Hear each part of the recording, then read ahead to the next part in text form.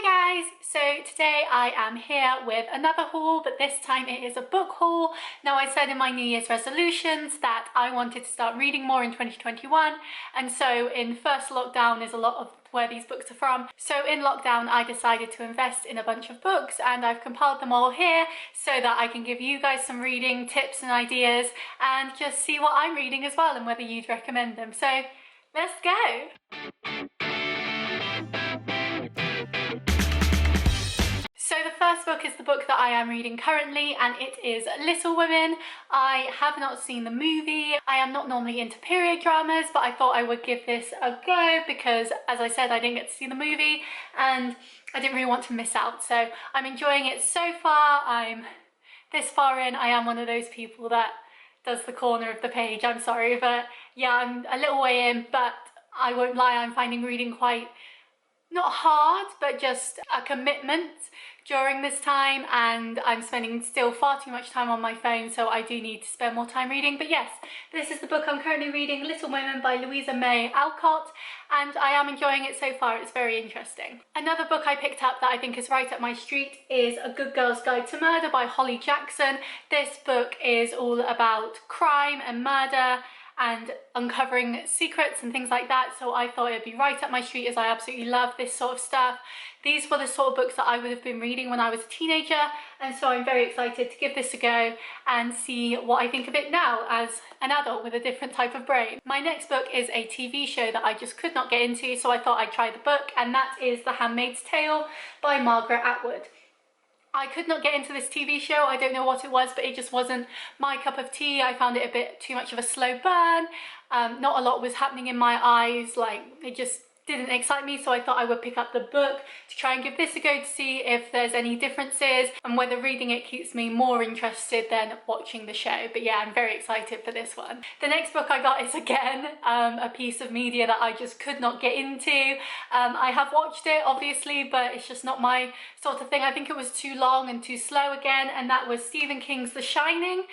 I haven't read the book. As you can see, the book's probably just as thick as the movie, but I'm intrigued to see the differences, whether I get more into this than I did in the movie, because yeah, I don't know whether the setup was too long, but I just could not keep my interest too much. And while I did enjoy it, and obviously it's one of those movies that you kind of have to watch, I definitely wonder if the book will be more up my alley than the movie and maybe keep me more intrigued. Especially with books, you can use your imagination more, so maybe I'll enjoy it more. The next book I got is something that I used to love watching on the BBC, so I thought I'd give the book a go, and that is The Adventures and Memoirs of Sherlock Holmes by Sir Arthur Conan Doyle. I absolutely love Sherlock Holmes, and I love, again, like I said earlier, the crime and mystery and all that sort of stuff, so I'm very excited to read this and see what I think of the original stories. And carrying on with the theme of crime and detectivery from Sherlock Holmes, I picked up Agatha Christie's And Then There Were None. I have watched adaptations of this book, but I've never watched or seen any originals, like I saw the Family Guy one, for example. But I'm very excited to read this. It's quite a small book, so I feel I'll get through it quite quick, and I just think it's going to keep me very interested through the whole story. I love the idea of Agatha Christie, and so I'm starting with this book, and then maybe I'll go into more of her other books later on. Some more classics, because I am going down a more classic route, because in school we read Dr. Faustus and The Great Gatsby and Beloved and all those sorts of books, but we didn't read any proper true classics, like classics that I see as classics anyway, and so this is one of them, and that's Alice's Adventures in Wonderland and Through the Looking Glass. Now obviously I have seen the Alice in Wonderland movies, but I've never read the book, so I thought that could be quite intriguing. This is of course by Lewis Carroll. This was the cheapest version of the book that I could find, which is why it's got the horrific imagery on the front. I really don't like that, but it's got all the pretty illustrations inside, so I am quite excited to read this and see what I think. The next book is a book that I feel that everyone should read, and I haven't seen the movie, so I'm quite excited to read this first and then maybe watch the movie after, and that's 1984 by George Orwell. I love the idea of this book, and everyone is always referencing it in current life, that is completely like unjust and out of like, clearly they haven't read the book or watched the movie to understand what they're talking about, but I'm very excited to read it, and I think this will definitely be up my street. I love this sort of dystopian, what could happen in the future if we're not careful, and yeah, I'm just really excited about this one. The next book is a book that my dad read when I was a teenager, and I remember him reading it, and so I thought maybe I should read it too. He said it was quite intriguing and he quite enjoyed it, so I'm excited to see it too, and that is Dracula by Bram Stoker. Again, horrific image on the front. I really don't like these sorts of book styles, but I'm very excited to read this. Obviously everyone knows the story of Dracula, but I've never actually read it. We did read Frankenstein in school, and that was a really fun story, really interesting, so I'm excited to see what this one's like. I know it's written in journals and letters and stuff like that, so I'm quite excited to see how that differs from like standard like storyline linear books. But I'm very excited for this one, although that will give me nightmares every time I read it. Fun! And the final fiction book that I picked up, and another classic, is Wuthering Heights by Emily Bronte. I don't know much about Wuthering Heights at all. I know it was one of those stories that everyone was like, oh, you should read this, it's a classic. So that's why I picked it up, but actually understanding the story, I don't really know much, so I'm quite excited to get my teeth into this one and finally understand what Wuthering Heights is. So now I'm moving on to the non-fiction side of the books, and I've got 4. So the first one is The Little Black Book, A Toolkit for Working Women. I picked this up a while ago from Urban Outfitters, and I just feel in this day and age where everything's changing around us constantly, it's good to have a bit of a level head and a bit of knowledge of what to do in these crazy times. Like back, you think your grandparents, they would go into a job at 20 and stay in that job till they were 60, and they had security and all that. This day and age, you don't have that. You don't have the chance to, you don't really have the chance to grow in your field, in your job. You don't really know, say you get furloughed or fired because ASOS has bought out all your shops. You know, you just don't have that same confidence and security anymore. So I think this little book is going to be really helpful in making me feel more secure and just more ready in case the worst happens or anything happens. But yeah, I'm very excited to actually read this, as I haven't yet and I've had it for like 2 years. The next book is a bit dirty, you can tell how long I've had her, and it's Get Your Together.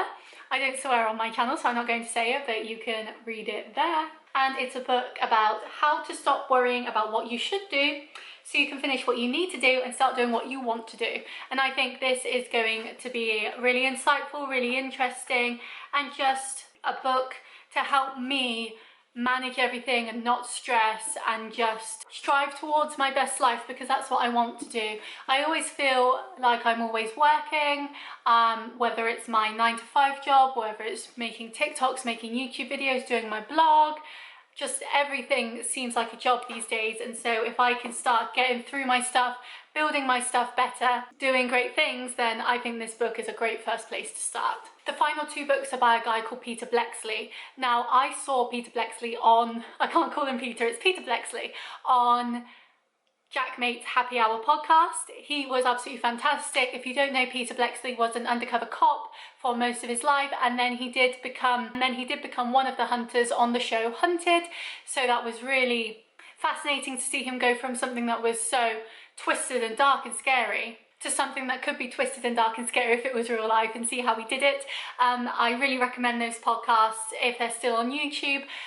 He is absolutely fantastic, and he is currently hunting down actual criminals as well, and so he has written some books to help people find them. And so if I'm going to recommend any book from any of these that I have shown you, it will be his, because they actually have purpose and point to real life, and obviously getting killers off our streets is always a good thing. But yeah, I think he's brilliant, and yeah, the number one reason, the only reason I bought this book was because he was on that podcast. So well done, Jack. You did good there, you did some influencing. So the first one that I picked up is called To Catch a Killer, My Hunt for the Truth Behind the Doorstep Murder. So this is about a guy who was obviously murdered on his doorstep in 2004, and it's all about how Peter Bleksley hunted down the killer and provides new insight on the case. It's really interesting. Of course, it's going to be real life, so it's written differently to fiction books, but I think it's really interesting. And as I said, I love crime and drama and stuff like that, and this is real life. So it's not only an enjoyment for me, but also something that can help catch these people that need to be caught. And the second one is Manhunt, Hunting Britain's Most Wanted Murderer. This one is about Kevin Parle, and he, again, as I said, is a murderer. I think he's still on the run. He was, at least when he did the podcast with Jack and Stevie. And so he said with this book, what he'd love is if people bought it and then just left it somewhere, like on a park bench or in a coffee shop, so other people could read it. And so it's not about him making profit from it, it's about him getting the word out about who this guy is. So I'm really excited to read this one. I think what he's doing to write these books and immerse people into these worlds of who these killers are, what their movements are, where they're from, and who their victims were as well, is really helpful in finding them. And I just think it's great. So yeah, if I was going to recommend any books from this whole selection, it would be Peter Bleksley's, because we should be catching killers. And really, Agatha Christie's a lovely lass, but like, these people aren't killing people in real life. These are, so we should be catching these. So yeah, I hope you enjoyed this video. Please let me know what you're reading at the moment. Please let me know what you think that I should be reading, because I'm always looking for new stuff. It's that sort of thing, once you buy a book, you kind of don't stop buying books and then you don't read any of them, but they look pretty nonetheless. But yes, I hope you enjoyed this video. Please like and subscribe if you did. I do lots of haul videos, fitness, fashion, makeup, just a little bit of everything, kind of what I enjoy, and I'm sure you will enjoy it too. So yeah, please like and subscribe, and I will see you next time. Bye!